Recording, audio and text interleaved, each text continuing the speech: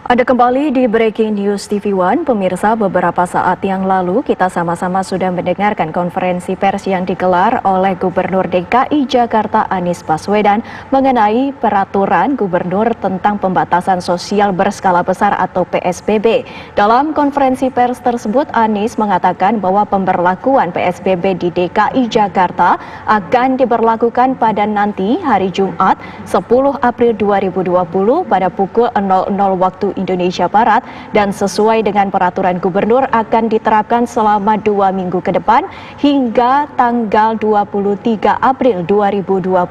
Adapun Anies mengatakan bahwa peraturan gubernur tersebut telah mencakup beberapa kegiatan baik itu dari segi ekonomi, sosial, dari segi kegiatan agama dan juga pendidikan dan juga budaya.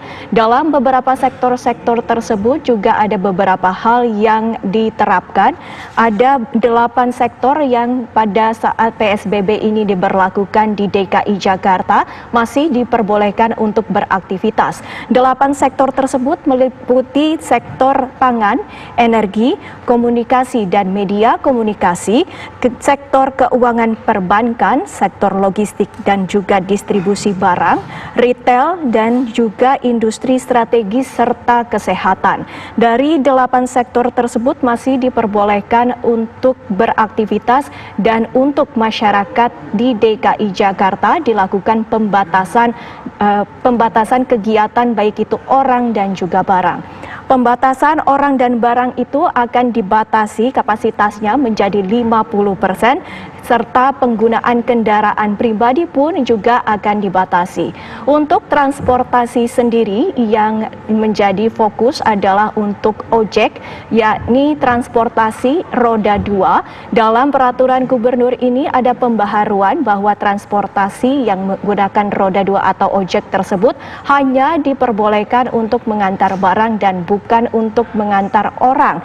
Ada beberapa hal juga yang ditekankan dan juga menjadi perhatian dari Pemprov DKI Jakarta, yakni selama diberlakukannya PSBB dari Pemprov sendiri juga telah menyediakan bantuan baik itu untuk masyarakat miskin dan rentan miskin. Untuk masyarakat yang melakukan pelanggaran juga akan dikenakan sanksi. Dan pemirsa, untuk lebih jelasnya kita sudah terhubung langsung dengan Gubernur DKI Jakarta Anies Baswedan. Selamat malam Pak Anies. Selamat malam. Selamat malam. Pak Anies, tadi kita sama-sama sudah mendengarkan konferensi pers yang Bapak sebutkan tadi. Ada beberapa poin yang tadi kami catat. Apa sebenarnya yang menjadi hal yang paling penting bagi masyarakat ketahui dengan diberlakukannya PSBB nanti, Pak?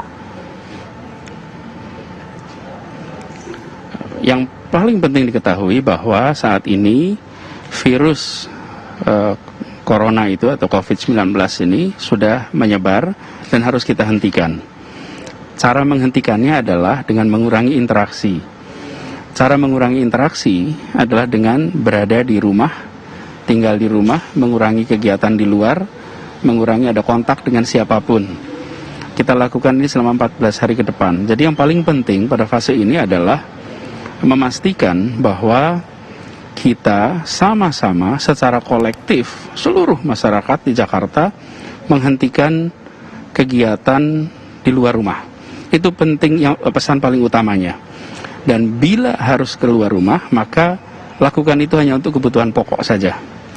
Jadi bahkan kalau di Jakarta, kalau harus belanja, Anda mau ke pasar, bisa pesan termasuk ke pedagang-pedagang pasar yang biasa Anda datangi.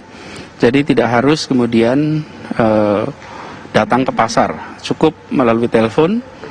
Bisa lihat nanti di Instagramnya Pasar Jaya atau di websitenya, dan telepon nanti diantar ke rumah. Begitu juga dengan kebutuhan-kebutuhan yang lain. Jadi kita ingin agar seluruh masyarakat di Jakarta selama 2 minggu ke depan untuk berkegiatan di rumah, itu yang utama. Lalu apabila harus keluar menggunakan kendaraan, maka dibatasi juga. Jadi bila menggunakan mobil, maka maksimal penumpangnya 50% dari kapasitas kursi, sehingga dan harus menggunakan masker.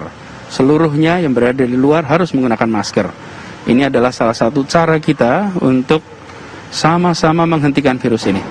Saya harus garis bawahi, bila kita ingin cepat kembali berkegiatan seperti biasa, maka makin disiplin kita untuk saling menjaga. Ingatkan satu sama lain. Karena bila mengharapkan aparat berseragam untuk mengingatkan, untuk menjaga, jelas tidak cukup orangnya. Tapi di tingkat keluarga, maka kepala keluarga ingatkan anggota keluarganya. Di tingkat kampung, ketua RT ingatkan warganya. Ketua RW ingatkan lingkungan warganya. Jadi dengan begitu kita saling mengingatkan, saling menjaga, sehingga kita bisa lebih cepat dalam melewati masa cobaan ini. Pak Anies, yang kami ingin ketahui mengapa apa saja pertimbangannya untuk diberlakukannya PSBB pada hari Jumat dini hari nanti, mengingat Jumat itu adalah hari libur ataupun tanggal merah, Pak. Ya, justru pertama kita mendapatkan status sebagai provinsi dengan pembatasan sosial berskala besar itu pada hari Selasa. Kemudian kita putuskan hari Selasa itu untuk dimulai hari Jumat, agar Rabu dan Kamis menjadi kesempatan bagi seluruh masyarakat untuk bersiap. Jadi yang di tempat kerja harus bekerja dari rumah, bisa bawa barangnya, bisa bawa peralatannya, bisa bawa dokumen, sehingga semua keperluan untuk bekerja di rumah itu bisa dipersiapkan. Kalau kita laksanakan langsung hari Rabu, malah mungkin menimbulkan kekacauan. Karena masyarakat belum punya waktu untuk menyiapkan diri. Kita siapkan 2 hari, berikan 2 hari yaitu Rabu dan Kamis. Kemudian pada hari Jumat kita mulai, dan hari Jumat ini karena hari libur, jadi insya Allah transisinya tidak terlalu berat. Karena toh memang ini adalah hari libur, hari Jumat, Sabtu, dan Minggu. 3 hari ini menjadi masa transisi yang juga kebetulan hari libur. Nah, harapannya kemudian nanti pekan depan kita sudah bisa melaksanakan ini dengan total. Jadi tidak bekerja di kantor, tapi bekerja di rumah. Jadi kita bersyukur bahwa timingnya tepat, tapi sekali lagi, ini hanya bisa berhasil bila semua kita memilih untuk disiplin. Bila kita memilih untuk disiplin, kita akan bisa melakukan ini dengan sebaik-baiknya. Begitu ya?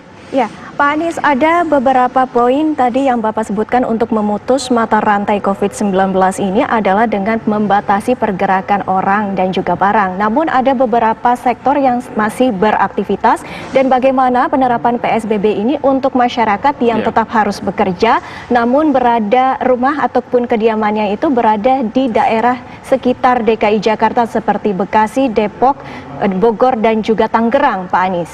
Apa saja yang akan dilakukan? Tidak masalah. Jadi begini, memang ada sektor-sektor yang diizinkan untuk tetap berkegiatan. Misalnya pemerintahan, kemudian mereka yang bekerja di organisasi internasional, kedutaan-kedutaan juga tetap bisa beroperasi. Kemudian ada kegiatan, ada beberapa sektor yang di swasta yang diizinkan. Nomor 1, mereka tetap bisa ke Jakarta, tidak dihalangi, diizinkan.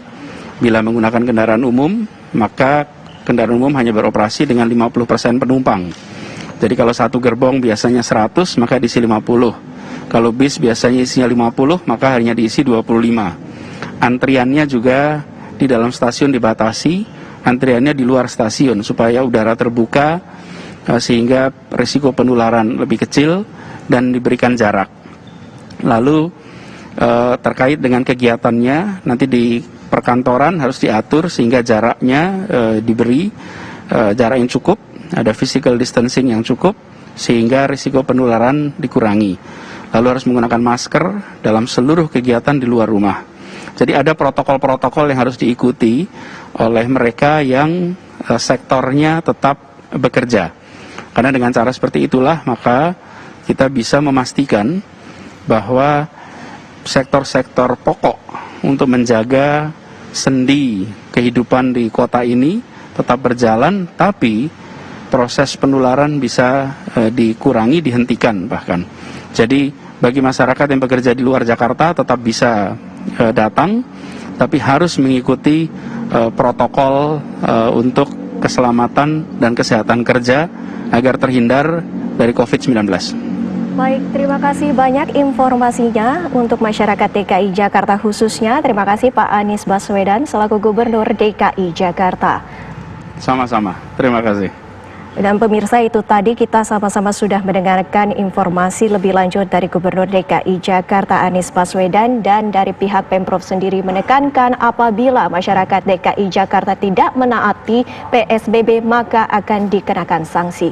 Saya Windy Wellingtonia pamit undur diri. Breaking News TV One kami sudahi dan sesaat lagi Anda dapat menyaksikan program Cover Story.